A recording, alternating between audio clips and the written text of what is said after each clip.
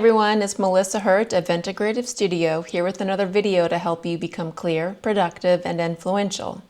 In this video, I'm going to share with you two super simple practices to help prevent vocal fatigue. Vocal fatigue happens to anyone. If you're talking a lot or you have to project your voice a lot and fill the room with your presence, it can get tiring.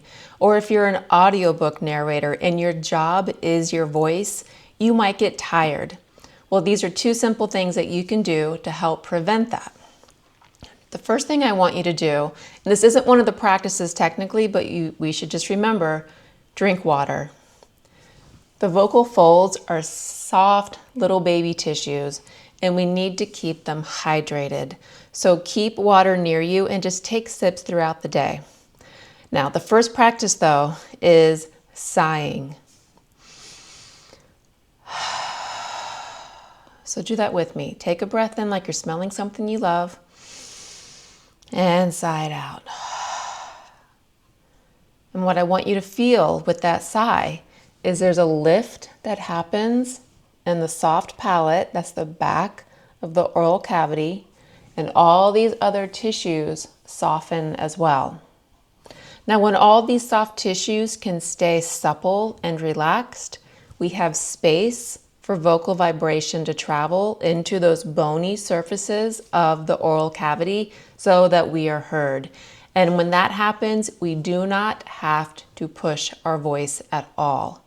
So trust in the sigh. Let's do it again.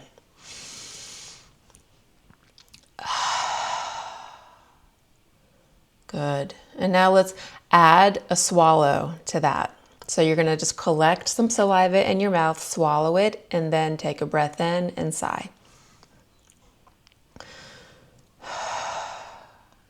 And what I hope you feel is a bit of rejuvenation in the throat and in the oral cavity. So take those moments throughout the day to sigh, to give some relief to the soft tissues of the throat.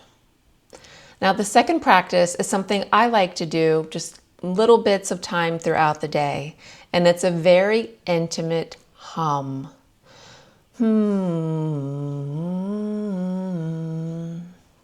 Soft and easy, as if nobody even needs to hear you. And when I'm humming, I'm feeling that gentle forward movement of the lips and cheeks so that I really feel the vibration of that hum on my lips.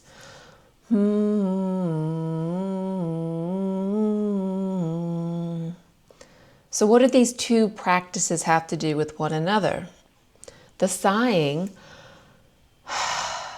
is opening up all those areas for the voice to travel through so that we can be resonant with a rich voice that others can hear and will want to hear. The humming is an easy warm-up for the voice itself, and when we can feel it on the lips, it means we're feeling the openness and the space of the reverse megaphone. I'll post a link in the video here so you can learn more about that, but it's the space of the oral cavity. And so when we're working with these structures, we can relieve ourselves and prevent vocal fatigue. So I hope that was helpful for you. Please leave a comment below on what is your favorite practice to relieve yourself from vocal fatigue. Give this video a thumbs up and please share it with anyone who you feel could benefit from this practice. And be sure to subscribe to get more of my content as it releases. Take care.